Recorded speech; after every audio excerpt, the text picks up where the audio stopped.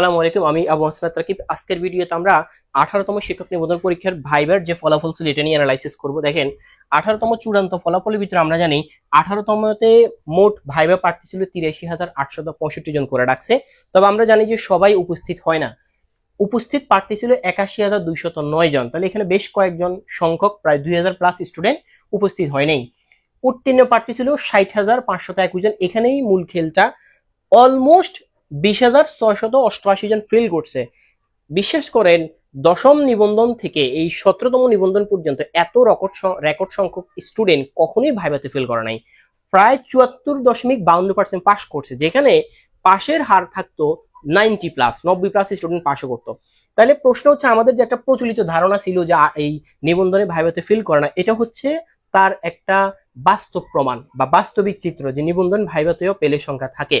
নিবন্ধনে আপনি পাস করতে হলে আপনার দুইটা জিনিস খুবই জরুরি। ফার্স্ট কথা হচ্ছে আপনার রিটেনে মার্ক ভালো থাকতে হবে। আপনার যদি রিটেনে মার্ক কম থাকে, আপনি যদি ভাইবা ভালো পরীক্ষাও দেন, তাহলে আপনাকে ওরা ফেল করাই দিবে। কারণ ওরা চেষ্টা করে যে শূন্যপদ ঠিক যতটুকু আছে তার থেকে একটু উত্তীর্ণ করার।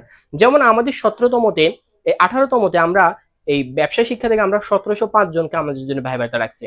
যে পরিমাণ সংখ্যক ফেল করছে, আমি তো বিভিন্ন গ্রুপের সাথে অ্যাড আছি বা বিভিন্ন সোশ্যাল মিডিয়ার সাথে আমার পরিচয় আছে, আমি অনেকের সাথে কথা বলছি, যে পরিমাণ ফেল করছে। দিন শেষে আমাদের ব্যবসা শিক্ষাতে সর্বোচ্চ 1000 থেকে 11 জনকে পাস করছে, কিন্তু আমাদের কোটা খালি আছে 887টা। তাহলে ওরা ওই কোটা থেকে অল্প কয়েকজন প্রার্থীকে ভালোভাবে পাস করেছে, কারণ এখানের মধ্যে কিছু আবার কলেজে চান্স, ওরা কলেজে ঢুকে যাবে।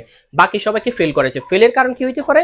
ফেলের কারণ আমার মনে হয় এখানে যারা গেছে তাদের ন্যূনতম 4-5 জন বা 10 জনের হয়তো সর্বোচ্চ কাগজপত্রে ঘাটতি থাকতে পারে। বাকি কিন্তু সবাই কোয়ালিফাই বা কোয়ালিটিফুল স্টুডেন্ট, কিন্তু কারণ ওরা প্রিলি এবং রিটেন দিছে। যারা নিবন্ধনে রিটেন পাস করে ওদের যোগ্যতা নিয়ে কোনো সন্দেহ নাই, বা ওদের যোগ্যতা নিয়ে বিন্দুমাত্র কোনো সন্দেহ নাই। শুধু ঝামেলাটা হচ্ছে রিটেনে যারা কম মার্ক পাইছে ওদের রেজাল্টটা আসে নাই, আমার দৃষ্টিকোণ থেকে হচ্ছে এটা।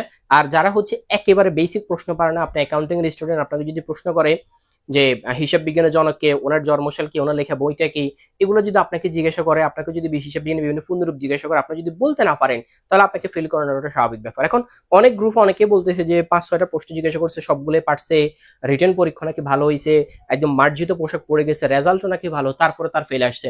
এক্ষেত্রে আমি বলবো এনটিআরসির এটা একটা গোড়ামি ছিল যে যারা যোগ্য প্রার্থী তাদেরকে পাস করানো উচিত ছিল। তবে আমার ক্ষেত্রে আমি বলবো আমার লাক ভালো ছিল, আর আমাকে স্কুল কলেজ যে প্রশ্নটাই করছে আমি সবগুলো প্রশ্ন পারছি, আমার পাস চলে আসছে। আমার এখানে কোনো জটিলতা সৃষ্টি হয় নাই দুইটাতেই, আমার দুইটাতে পাস চলে আসছে। বাট অনেকে আমার সাথে আছে যারা ভালো পরীক্ষা দিছে, অনেকে ফেল করছে, অনেকে পাস আসছে। এই বিষয়ে বিস্তারিত বলাটা খুবই মুশকিল। এটা আসলে ওইখানে ভাইবা বোর্ডে যারা সম্মানিত যে টিচাররা ছিল ওনারাই ভালো জানেন। তবে 19তম নিবন্ধনের জন্য যারা মানে প্রিপারেশন নিবেন, আমি বলবো আপনি আমাদের সাথে প্রিপারেশনটা নিন। আমাদের সাথে প্রিপারেশন নিতে আপনার কোনো টাকা খরচ হবে না, আমি জাস্ট দিক নির্দেশনা দিব। আমার চেষ্টা হচ্ছে এখন থেকে 5 বছর পরে হইলেও আমি পরিবর্তন নিয়ে আসব, যেখানে আমাদের স্টুডেন্টরা বিশেষ করে গ্রামগঞ্জে যারা আছে ওরা এই যে বিদ্যাবাড়ি বলেন, জব মেডিসিন বলেন, সাইবসেটের বেশ টাকা দিয়ে ভর্তি হয় একটা হতাশ অবস্থায় চলে যায়, কুল কিনেরা পায় না, কারণ ওইখানে একটা গদ বাধা পড়ানো পড়ায়। বাট ভাই আমি একটা কথা বলি, নিবন্ধনের সেক্টরটাই হচ্ছে আলাদা। আপনি নিবন্ধনের সেক্টরে যদি ভালো কিছু করতে চান, আপনি আপনার প্ল্যানে আগাবেন। আপনি দেখবেন যে এই নিবন্ধন পাশ করে কে টিচার হয়েছে, আপনি ওর কাছে যাবেন।